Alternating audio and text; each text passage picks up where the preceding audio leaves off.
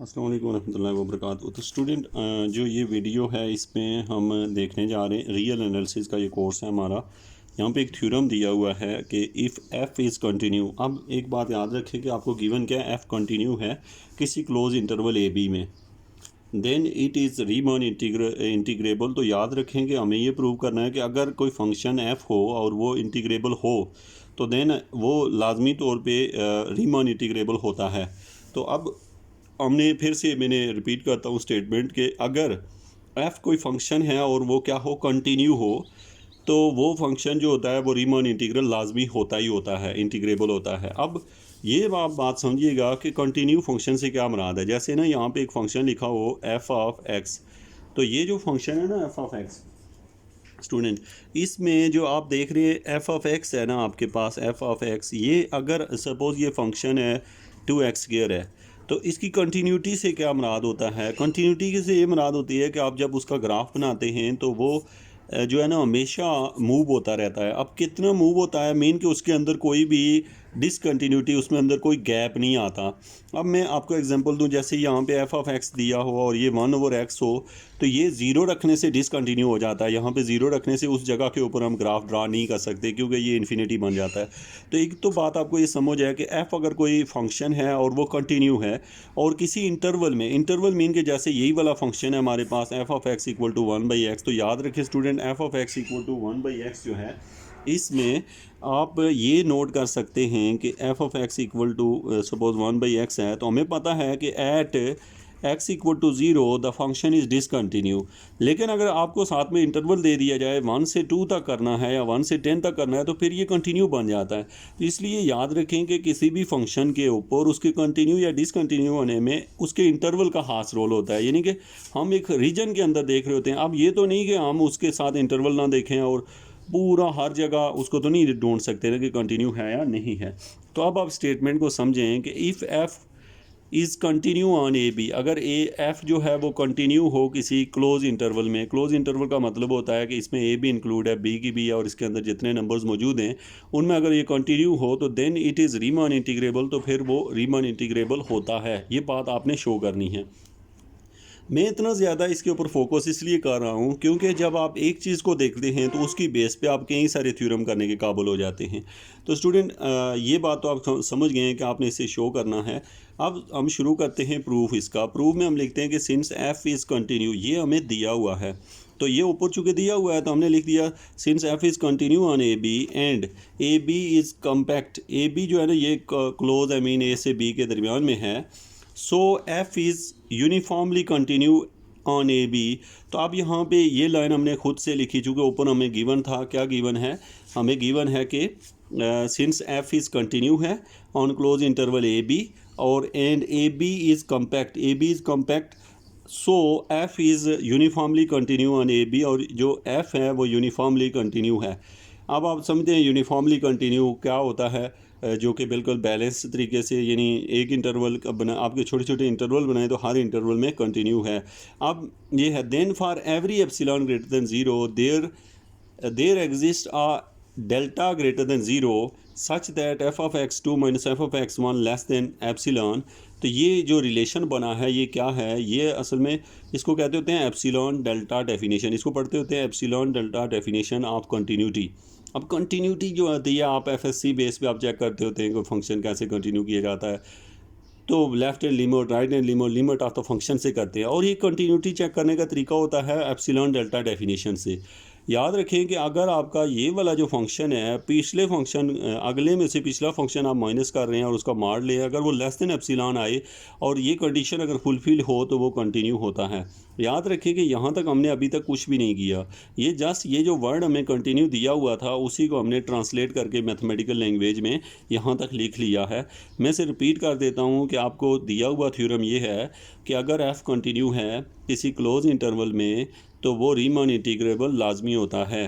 तो ये बात हमने प्रूव कर दी है। लेकिन बात यहाँ ये हुई कि ये कंटिन्यू दिया हुआ है, तो इसका मतलब है अगर एफ़ कंटिन्यू है क्लोज इंटरवल में, और क्लोज इंटरवल जो होता है वो कम्प्लीटली पैक होता है, मीन उसके अंदर सारी वैल्यूज़ होती हैं, ए भी शामिल बी भी और उसके अंदर वाले सारे, तो वो कम्पैक्ट होता है। तो अगर ऐसा कभी भी हो कि कोई फंक्शन क्लोज इंटरवल कंटिन्यू हो, तो इसका मतलब होता है वो यूनिफॉर्मली कंटिन्यू होता है।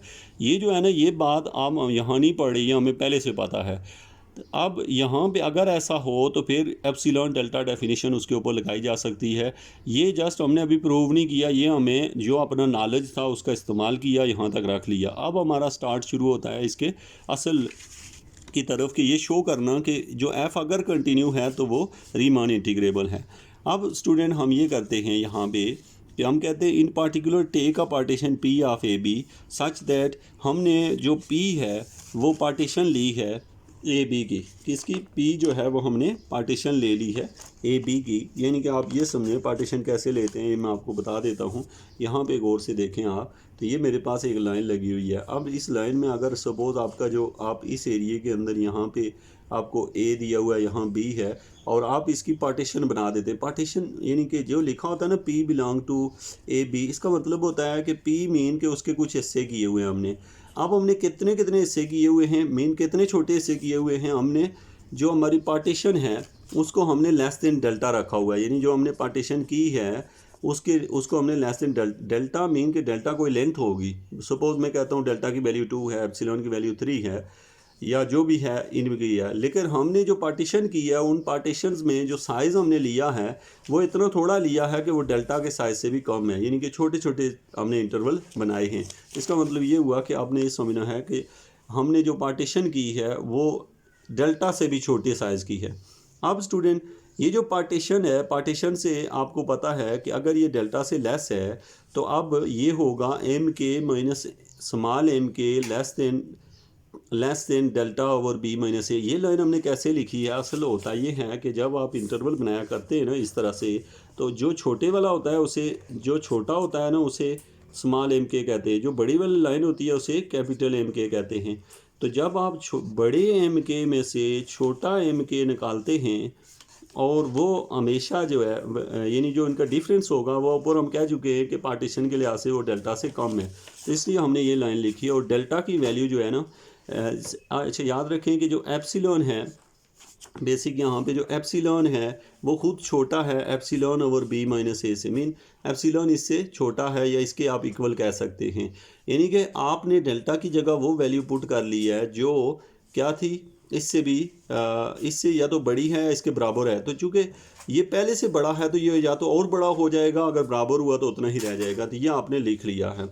अब ये स्टूडेंट पार्टीशन का डिफरेंस निकाला। अब देखिए यहाँ से हम माड को हटा सकते हैं। कैसे हटा सकते हैं, क्योंकि एम के बड़ा होता है, स्मॉल एम के छोटा होता है, यानी कम में से बड़े में से कम निकालें तो वो हमेशा पॉजिटिव ही आता है। इसलिए माड का मकसद पॉजिटिव करना होता है, तो ये ऑलरेडी पॉजिटिव ही रहेगा, तो इसलिए इसके ऊपर माड डालें या ना डालें आप लिख सकते हैं। तो फिर हमने ये डाल लिया। अच्छा, इसको हमने नाम की शक्ल में लिखा हुआ है, नाम से हमने इसे माड में लिखा हुआ है। तो ये है कि अब हमने इसे लिखा है यहाँ एप्सिलॉन ओवर बी माइनस ए, यहाँ तक हम पहुँचे हैं। अच्छा, याद रखिए कि यहाँ पे जो हमने नाम लिखा है, नाम मीन के जस्ट हम पार्टीशन को ऐसे लिखते हैं और इसके मीनिंग और इसके मीनिंग सेम होते हैं, माड या इसके यहाँ पे, तो इसलिए हमने ऐसे लिखा है।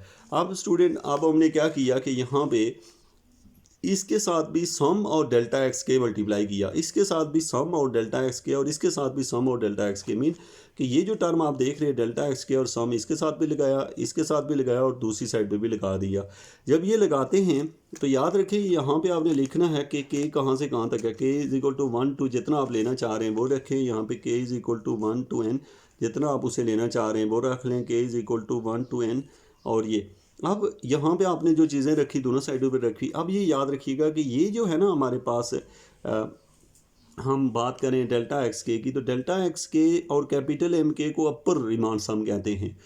तो इसको हमने लिख दिया यू एफ पी, इसको लिख दिया, और इसको हमने लिख दिया L F P. L F P इसकी क्योंकि ये लोअर रिमान सम की डेफिनेशन है, और ये लेस देन, और यहाँ पे आपने लिख दिया एप्सिलॉन बी माइनस ए। और जब इसके ऊपर ना आप सम अप्लाई कर दे, यानी इसके ऊपर sum of k is equal to 1 to n delta x k, तो ये टोटल जो लंबाई बनते हैं, चूँकि एप्सिलॉन ओवर बी माइनस के ऊपर के का कोई असर नहीं आना, तो इसलिए इसको हमने बाहर निकाल दिया। सम को जब इसके ऊपर अप्लाई करते हैं तो टोटल सम बन जाता है बी माइनस ए। मीन के टोटल सम आपको पता है कि जब आपने इंटरवल बनाए थे ना यहाँ से यहाँ तक, तो उसमें अगर टोटल सम निकालें ना पार्टीशन का, तो यहाँ पे अगर ए है या बी, तो वो बी माइनस ए बनता है। यानी बी माइनस ए मीन कि यहाँ से यहाँ तक बी है और यहाँ से यहाँ तक अगर ए है, तो जब बी में से ए निकालेंगे तो ये वाला हिस्सा निकल आएगा। फिर मैं रिपीट करता हूँ, अगर यहाँ से यहाँ तक का टोटल हिस्सा अगर 10 है और यहाँ से यहाँ तक का और मैं रिपीट कर देता हूँ, यहाँ पे देखें, अब आप पार्टीशन कर रहे हैं, यहाँ ए है कि यहाँ बी है, यहाँ से लेके यहाँ तक की लंबाई अगर 7 है और यहाँ से यहाँ तक की 2 है, तो आपको दरमियान वाली चाहिए, तो 7 में से 2 निकाले तो ये लंबाई 5 निकल आती है। तो यहाँ पे हमने यही किया है कि इसकी जगह यानी सम जब इस पे अप्लाई हुआ तो यहाँ आ गया एप्सिलॉन ओवर बी माइनस ए, बी माइनस ए। अब देखिए बी माइनस ए से कैंसिल हो गया, तो ये अपर minus lower less than epsilon. तो इसका मतलब हुआ कि ये किसकी डेफिनेशन बन चुकी है। हमने सवाल यहाँ से शुरू किया था और ये जाके पार्टीशन से शुरू किया और ये डेफिनेशन बन चुकी है कि इसकी अपर minus lower less than epsilon, जो कि अगर ये डेफिनेशन जब भी सेटिस्फाई हो, ये हमने एक थ्योरम पढ़ा है पीछे कि उस थ्योरम के मुताबिक जो है, अगर मैंने ये थ्योरम अपलोड नहीं किया हुआ तो आप मुझे बताइएगा ताकि मैं इसको भी, काशी थ्योरम को भी अपलोड करूं। तो अपर minus lower less than epsilon हो, तो इसको हम कहते होते हैं कि ये, इसका मतलब है ये वाला फंक्शन जो अंदर पड़ा हुआ फंक्शन है ये रीमान इंटीग्रेबल है। क्योंकि यहाँ से हमने शुरू किया और ये बात अगर प्रूव हो जाए तो इससे क्या मतलब होता है कि वो रीमान इंटीग्रेबल है। तो हेंस हमने कह दिया कि अगर ये स्टेटमेंट पूरी हो रही है तो F is Riemann integrable. F जो है वो रीमान इंटीग्रेबल बन चुका है, इंटीग्रेबल आप इसे लिख लें। अच्छा, अब सवाल है यहाँ पे आप इसको रीमान इंटीग्रेबल है ये। अब स्टूडेंट आपने इस थ्योरम को तो प्रूव कर लिया। अब देखें आपने ये लास्ट में लाइन लिख ले, hints every continue function is Riemann integrable है। एवरी जो कंटिन्यू फंक्शन होता है वो रीमान इंटीग्रेबल है।